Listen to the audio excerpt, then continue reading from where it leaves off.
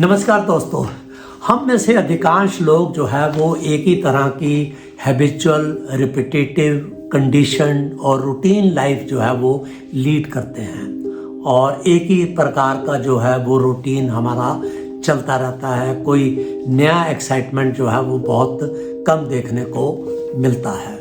यही कारण है कि फिर हम एक अपने कंफर्ट जोन के अंदर चले जाते हैं और फिर हम अपने आप को बदलने की कोशिश नहीं करते, जबकि चारों तरफ जो है हमारे अपॉर्चुनिटीज़ जो है वो अवसर हमारे उपलब्ध रहते हैं, परंतु हम उनको इसी कारण से कंफर्ट जोन में, क्योंकि हम बड़ी आरामदायक ज़िंदगी अपनी काटते हैं, इसलिए हम बाहर निकलने की कोशिश नहीं करते।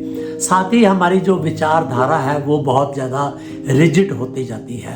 कई सारी नेगेटिव और रिग्रेसिव बिलीफ्स को हम जो है डेवलप करते रहते हैं, उनको हम चेंज करने की कोशिश जो है वो नहीं करते।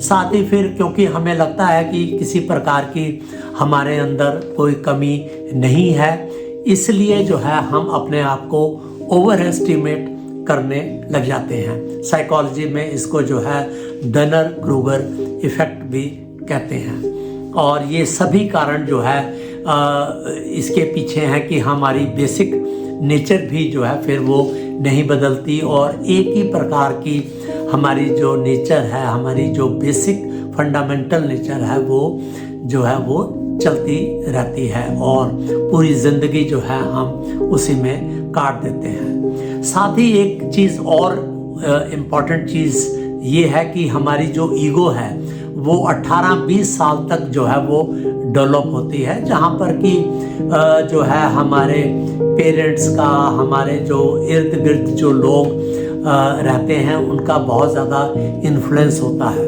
परंतु जब हमारी ईगो एक बार डेवलप हो जाती है तो फिर हम उसी को सेटिस्फाई करते रहते हैं और इनफैक्ट हम उसको एनलार्ज करने की कोशिश करते हैं, उसको हम ग्रो करने की कोशिश करते हैं। यही वजह है कि हम जो है अधिकांश लोग जो है वो मटेरियल गुड्स के एक्युमुलेशन में लग जाते हैं। मटेरियल गुड्स का मतलब है कि वेल्थ हो गया, आपका स्टेटस हो गया, पावर हो गई, और इसी में फिर हमें ये भी लगता है कि जितने ज़्यादा हमारे पास ये मटेरियल चीज़ें होंगी उतना हमें जो है वो खुशी प्राप्त होगी, जबकि ये धारणा भी बिल्कुल गलत है। क्योंकि जो रियल जो हैप्पीनेस है, खुशी है, वो हमें जो है अपने इनर सेटिस्फैक्शन और कंटेंटमेंट से मिलती है कि कैसे हम जो ज़िंदगी के जो चैलेंजेस हैं उनको हम मीट करते हैं, कैसे हम प्रॉब्लम्स को जो है वो सॉल्व करते हैं, उसी से हमें जो है रियल हैप्पीनेस मिलती है।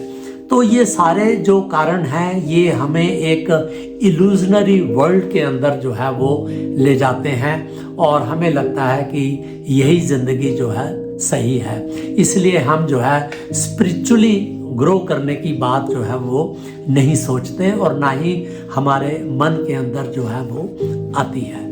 यही कारण है कि मुश्किल से 1% या 1.5% लोग जो है वो स्पिरिचुअली ग्रो करते हैं, आई मीन एनलाइटेंड होते हैं। और कैसे एनलाइटनमेंट हो सकता है? वो तब होगा जब हम इनर जर्नी जो है वो अंडरटेक करेंगे, जब हम अपने मन से बाहर निकल के अपने आप को ऑब्जर्व करेंगे, क्रिटिकली जो है एनालाइज करेंगे। ये जो है बहुत मुश्किल होता है, क्योंकि कारण जो है वो मैंने बताया कि ओवर एस्टिमेट करना, बेसिक नेचर को ना बदलना और एक तरह की जो है हैबिचुअल कंडीशन लाइफ को लीड करना।